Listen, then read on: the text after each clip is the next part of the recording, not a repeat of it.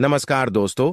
नवरात्रि को लेकर इस बार लोगों के बीच में थोड़ा कंफ्यूजन है कि यह 8 अप्रैल से आरंभ होंगे या फिर 9 अप्रैल से होंगे।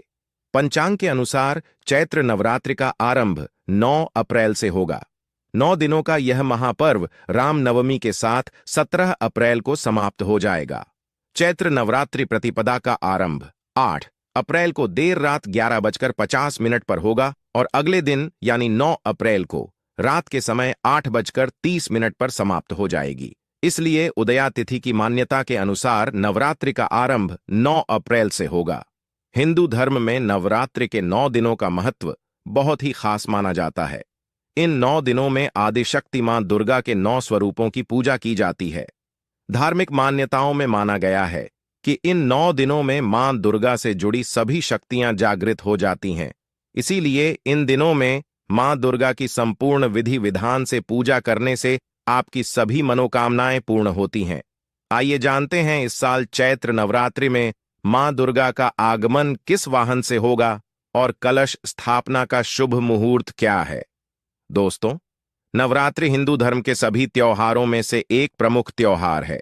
हमारे सनातनी हिंदू पंचांग के अनुसार चैत्र माह की नवरात्रि के पर्व का विशेष महत्व होता है, क्योंकि चैत्र नवरात्रि कलश स्थापना के दिन हमारे हिंदू नववर्ष की शुरुआत होती है और इसी दिन गुड्डी पड़वा त्योहार मनाया जाता है।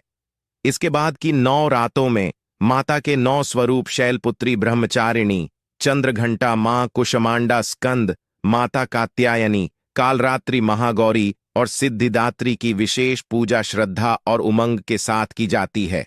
हमारे हिंदू पंचांग में माना गया है कि इन 9 दिनों में मां दुर्गा से जुड़ी सभी शक्तियां जागृत हो जाती हैं। इसलिए इन दिनों में मां दुर्गा की संपूर्ण विधि विधान से पूजा करने से आपकी सभी मनोकामनाएं पूर्ण होती हैं। चैत्र माह के शुक्ल पक्ष की प्रतिपदा तिथि से चैत्र नवरात्रि शुरू हो जाती है। नवरात्रि पर देवी दुर्गा का 9 अलग अलग स्वरूपों की विधि विधान के साथ पूजा अर्चना की जाती है। नवरात्रि के 9 दिनों तक लोग उपवास रखते हैं। साल भर में 4 नवरात्रि आती हैं, जिसमें से 2 गुप्त नवरात्रि, एक शारदीय नवरात्रि और एक चैत्र नवरात्रि होती है। मान्यता है नवरात्रि में माता का पाठ करने से देवी भगवती की खास कृपा होती है। खास बात यह है कि चैत्र नवरात्रि के 9वें दिन यानी नवमी को रामनवमी मनाई जाती है। मान्यता है कि भगवान विष्णु ने त्रेता युग में इसी दिन भगवान राम के रूप में अयोध्या में अवतार लिया था। अधिकांश हिंदू परिवार इसे श्रद्धा से मनाते हैं। हिंदू पंचांग कैलेंडर के अनुसार नए वर्ष के प्रारंभ से रामनवमी तक इस पर्व को वसंत नवरात्र के नाम से भी जाना जाता है। आइए जानते हैं इस साल कब से चैत्र नवरात्रि शुरू हो रही है, कलश स्थापना का मुहूर्त क्या होगा और महत्व के बारे में। नमस्कार दोस्तों, स्वागत है आप सभी का आपके अपने चैनल में। दोस्तों, वीडियो शुरू करने से पहले आपसे सभी से रिक्वेस्ट करते हैं कि माता रानी के सच्चे भक्त वीडियो को लाइक कर दें और सच्चे दिल से कमेंट्स बॉक्स में जय माता दी जरूर लिख देना, जिससे आपकी समस्त मनोकामनाएं पूर्ण हो जाएं, और ज्यादा से ज्यादा वीडियो को शेयर कर दें। दोस्तों, सनातन धर्म में नवरात्रि के पर्व का बहुत महत्व होता है। हिंदू धर्म में 9 दिन की नवरात्रि का विशेष महत्व है। इन 9 दिनों में मां दुर्गा के 9 रूपों की पूजा की जाती है। आज की वीडियो में हम आपका कंफ्यूजन दूर करेंगे। साल 2024 की चैत्र नवरात्रि कब से प्रारंभ हो रही है, 8 या फिर 9 अप्रैल से, और कब समाप्त होगी। प्रतिपदा तिथि का प्रारंभ कब होगा, प्रतिपदा तिथि समाप्त कब होगी, और कलश की स्थापना करने का शुभ मुहूर्त क्या होगा। लेकिन वीडियो को पूरा देखिएगा, तभी आपका कंफ्यूजन दूर होगा। और साथ ही हम जानेंगे कि नवरात्रि इस बार कितने दिन की है और चैत्र मास की नवरात्रि में मां दुर्गा के आने की सवारी क्या होगी। नवरात्रि प्रारंभ होने से पहले आपको किन बातों का ध्यान रखना है और नवरात्रि में किन मंत्रों का जप करना है। संपूर्ण जानकारी आपको आज की वीडियो में मैं संपूर्ण जानकारी देने वाला हूं, तो वीडियो बहुत महत्वपूर्ण है। वीडियो को पूरा जरूर देखिएगा, लेकिन वीडियो को शुरू करने से पहले पूरी श्रद्धा के साथ एक बार कमेंट सेक्शन में जय माता जी का जयकारा अवश्य लगा दीजिए।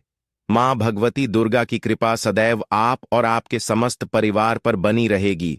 और वीडियो को लाइक करके चैनल को सब्सक्राइब अवश्य कर दें।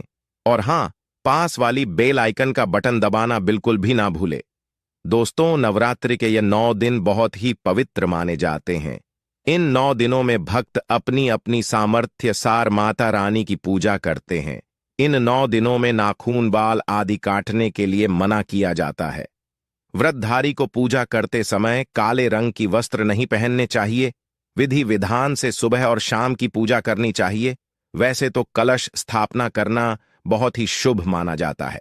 अगर आप किसी कारण से कलश स्थापना नहीं कर पाते हैं तो बिना कलश स्थापना के भी आप नवरात्रि के 9 दिन की पूजा या 9 दिन उपवास रख सकते हैं। इन 9 दिनों में अखंड ज्योत भी चलाई जाती है, जो कि 9 दिन और 9 रात तक लगातार जलती रहती है। इन 9 दिनों में श्री दुर्गा चालीसा पाठ, श्री दुर्गा सप्तशती का पाठ किया जाता है। अपनी अपनी परंपराओं के अनुसार अष्टमी और नवमी तिथि को कन्या पूजन किया जाता है। दोस्तों, नवरात्रि में मां दुर्गा के 9 स्वरूपों की आराधना करते हैं। प्रथमम शैलपुत्री च, द्वितीय ब्रह्मचारिणी, तृतीय चंद्रघंटा, कुष्मांडा चतुर्थ, पंचम स्कंध माता ठम कात्यायनी, सप्तम काल रात्रि, अष्टम महागौरी, नवम सिद्धिदात्री। तो नवरात्रि में मां दुर्गा के इन्हीं 9 स्वरूपों की आराधना की जाती है। अब इनकी पूजा से क्या लाभ होते हैं तो देखिए, पहले दिन माता शैलपुत्री की पूजा की जाती है, क्योंकि कलश की स्थापना के साथ पहले दिन हम माता शैलपुत्री की पूजा करते हैं। माता शैलपुत्री, जो कि हिमालय की पुत्री है, सफेद रंग प्रिय है और इनकी पूजा करने से सभी प्रकार की कामनाएं पूर्ण हो जाती हैं। दूसरे दिन माता ब्रह्मचारिणी की पूजा की जाती है। इनकी पूजा से वैराग्य बढ़ता है, सदाचार आता है और संयम बढ़ता है। नवरात्रि के तीसरे दिन माता चंद्रघंटा की पूजा की जाती है और कहा जाता है कि माता चंद्रघंटा की पूजा से मानव सांसारिक कष्टों से मुक्ति पा जाते हैं। नवरात्रि के चौथे दिन माता कुष्मांडा की पूजा की जाती है और इन्हें मालपुआ का भोग लगाया जाता है। माता कुष्मांडा की पूजा करने से हर प्रकार की कामनाएं, सुख, समृद्धि, सौभाग्य सब कुछ प्राप्त हो जाता है। पांचवें दिन माता दुर्गा के 5वें स्वरूप माता स्कंद माता की पूजा की जाती है और माता को केले का भोग लगाया जाता है। इनकी पूजा से संतान की प्राप्ति होती है। संतान को अच्छे स्वास्थ्य की प्राप्ति होती है, दीर्घायु की प्राप्ति होती है। नवरात्रि के छठे दिन दुर्गा के छठे स्वरूप माता कात्यायनी की पूजा अर्चना की जाती है। इनकी पूजा करने से विवाह में आ रही बाधाएं दूर होती हैं। मनचाहे जीवन साथी की कामना पूर्ण होती है। दाम्पत्य जीवन सुखमय होता है। रूप लावण्य आकर्षण में वृद्धि होती है। शास्त्रों के अनुसार माता कात्या यानी ब्रज की अधिष्ठात्री देवी हैं। इनकी पूजा गोपियों ने भी की थी जब उन्हें श्री कृष्ण का प्रेम चाहिए था। इसलिए मन चाहे जीवन साथी की कामना से या शीघ्र विवाह की कामना से माता कात्यायनी की आराधना करनी चाहिए। 7वें दिन यानी कि नवरात्रि के 7वें दिन माता काल रात्रि की पूजा की जाती है और माता काल रात्रि की पूजा करने से शत्रुओं से मुक्ति मिल जाती है। इसके अलावा रोग, दुख, दुर्घटना, अकाल मृत्यु इस प्रकार के भय से मुक्ति मिल जाती है। शनि, राहु, केतु, शनि पीड़ा से मुक्ति मिल जाती है। तो माता काल रात्रि की पूजा नवरात्रि के साथ 7वें दिन करने से यह समझ लीजिए कि कष्टों से मुक्ति मिल जाती है। नवरात्रि के 8वें दिन माता महागौरी की पूजा की जाती है और महागौरी की पूजा करने से मनुष्य के सभी कष्ट समाप्त हो जाते हैं। घर में सुख समृद्धि आने लग जाती है। सुख, समृद्धि, संतान, सौभाग्य, कोई भी ऐसी कामना नहीं जो माता महागौरी की पूजा से पूरी ना हो जाए। इसलिए नवरात्रि के 8वें दिन विशेष रूप से माता महागौरी की पूजा की जाती है। नवरात्रि का 9वां दिन बहुत विशेष होता है क्योंकि इस दिन हम माता सिद्धिदात्री की पूजा करते हैं और 9 दिन की जो हमारी आराधना होती है, मतलब नवरात्रि में जो हमारी पूजा आराधना होती है, मंत्रों का जप होता है या जो भी कामना लेकर हम पूजा करते हैं, वह सभी फल हमें माता सिद्धिदात्री की पूजा से ही प्राप्त होता है। तो यह जो नवरात्रि के 9 दिन होते हैं जिसमें हम माता की अलग अलग स्वरूपों की पूजा आराधना करते हैं, हर पूजा का, हर स्वरूप का अपना महत्व होता है और प्रत्येक दिन की पूजा इसलिए बहुत महत्वपूर्ण मानी जाती है। तो नवरात्रि में प्रतिदिन की पूजा विधि की वीडियो आपको हर रोज मिलेगी। आप लोग चैनल से जुड़े रहिएगा। और अब जानते हैं कि नवरात्रि कब से प्रारंभ हो रही है, कब समाप्त हो रही है। लेकिन उससे पहले वीडियो को लाइक करके चैनल को सब्सक्राइब अवश्य कर दें। इस बार साल 2024 में 9 अप्रैल मंगलवार से चैत्र नवरात्रि प्रारंभ होंगी, जो कि 17 अप्रैल बुधवार को समाप्त हो जाएंगी। नवरात्र में मंगलवार और शनिवार के दिन मां का आगमन घोड़े पर होता है, जिसे अशुभ माना जाता है, बहुत ज्यादा शुभ नहीं मानते हैं। ऐसे में इस बार मां दुर्गा घोड़े पर सवार होकर धरती पर पधारें। कलश स्थापना की तिथि और शुभ मुहूर्त रहेगा 9 अप्रैल मंगलवार को प्रतिपदा तिथि के, जो कि सुबह 6:12 से 10:23 तक रहेगा। अगर आप इस समय कलश स्थापना ना कर पाए तो अभिजीत मुहूर्त में घट स्थापना यानी सुबह 12:03 से दोपहर 12:53 के बीच में घट स्थापना कर सकते हैं। अगर आप सुबह नहीं कर पाते हैं तो ऐसे जो भक्त नवरात्रि का व्रत धारण करना चाहते हैं, पहली बार व्रत धारण करना चाहते हैं, तो आप इस बार की नवरात्रि से अपना व्रत प्रारंभ कर सकते हैं। जो कुछ विशेष दिनों के व्रत धारण करना चाहते हैं, जैसे कि सोमवार या फिर शुक्रवार या शनिवार इत्यादि। अगर आप कोई वार के व्रत भी शुरू करना चाहते हैं तो नवरात्रि में व्रत प्रारंभ कर सकते हैं। बहुत श्रेष्ठ माना जाता है। कोई भी नया व्रत प्रारंभ करने के लिए शुक्ल पक्ष का समय, नवरात्रि का समय सर्वश्रेष्ठ समय है। इस बार किसी भी तिथि की घट बढ़ नहीं है। 9 दिन की पूजा करने का पूरा समय मिलेगा। अष्टमी तिथि रहेगी 16 अप्रैल मंगलवार को, नवमी तिथि रहेगी 17 अप्रैल बुधवार को और दशमी तिथि 18 अप्रैल गुरुवार को होगी। दशमी तिथि को नवरात्रि व्रत का पारण और दुर्गा विसर्जन किया जाएगा। इसी के साथ नवरात्रि व्रत का समापन हो जाएगा। इन 9 दिनों में नाखून, बाल आदि काटने के लिए मना किया जाता है। व्रतधारी को पूजा करते समय काले रंग की वस्त्र नहीं पहनने चाहिए। विधि विधान से सुबह और शाम की पूजा करनी चाहिए।